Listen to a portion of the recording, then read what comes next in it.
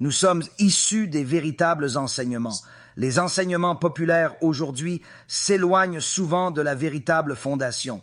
Ce n'est pas pour discréditer qui que ce soit, mais pour aiguiser notre regard, clarifier les choses et comprendre la véritable fondation de la Torah et de la chassidoute maintenant.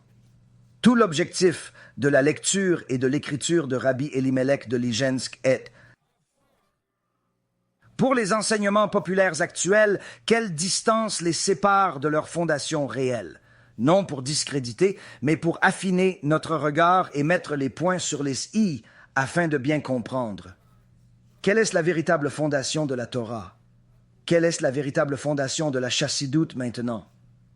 Tout l'objectif de Rabbi Elimelech en lisant et écrivant est: cette note sacrée, ce tzaddik katan, nous rapproche doucement de Hachem. La Torah nous dit clairement que Hachem est un feu divin. Plus on s'approche de sa lumière, plus cela fait mal.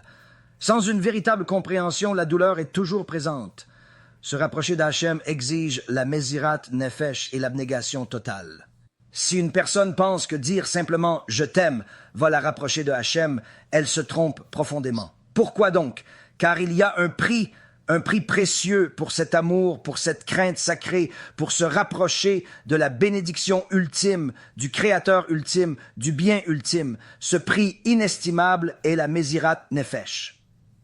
Donc, dans le 4e segment de ce livre, le Tzitzit Katan nous a dit que nous devons réaligner notre esprit pour nous assurer que tout ce que nous faisons,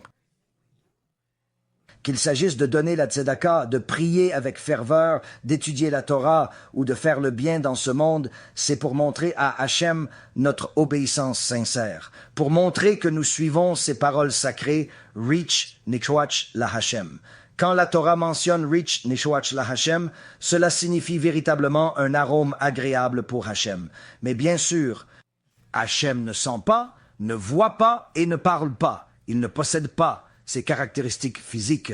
Cependant, la Torah utilise cette terminologie et Rashi explique que cela provient du fait qu'en essence, Hachem voit que sa nation suit ses lois. Et cela lui est agréable. Pourquoi?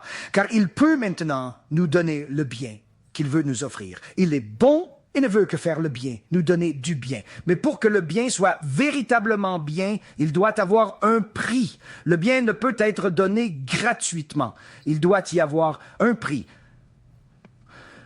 Quand une personne accomplit la volonté d'Hachem, elle le fait pour elle-même, non pour son bénéfice.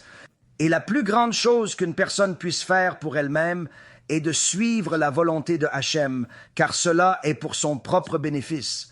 Et Hachem les récompense en conséquence en leur permettant en essence de recevoir la récompense de Hachem. Cela étant dit, c'était la 4e section. Nous sommes maintenant dans la 5e section. La 5e section est très pertinente pour tout le monde, que vous soyez un chassid ou un litvish ou un séfarade ou un ashkénaze ou un yéménite ou un juif ou un gentil, homme ou femme, jeune ou vieux. Pourquoi? C'est la bataille contre le Satan. Lutter contre nous. Le temps est plus difficile que jamais, avec tant de questions, de doutes et de confusion autour de vous. Les gens sont perdus face au combat contre Satan. L'immoralité est omniprésente partout où vous allez. Les panneaux publicitaires débordent de nudité et de vulgarité. Comportement. Les vidéos sont pleines d'impuretés. Les mots sur Internet sont remplis d'hérésie et de non-sens.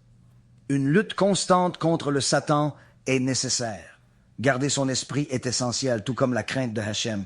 Mais il doit y avoir quelque chose de plus important, et c'est ce que le Rabbi nous fournit avec sagesse et profonde compréhension. Il nous offre un des outils précieux que les sages utilisaient depuis longtemps, mentionné dans la Gemara à plusieurs endroits importants.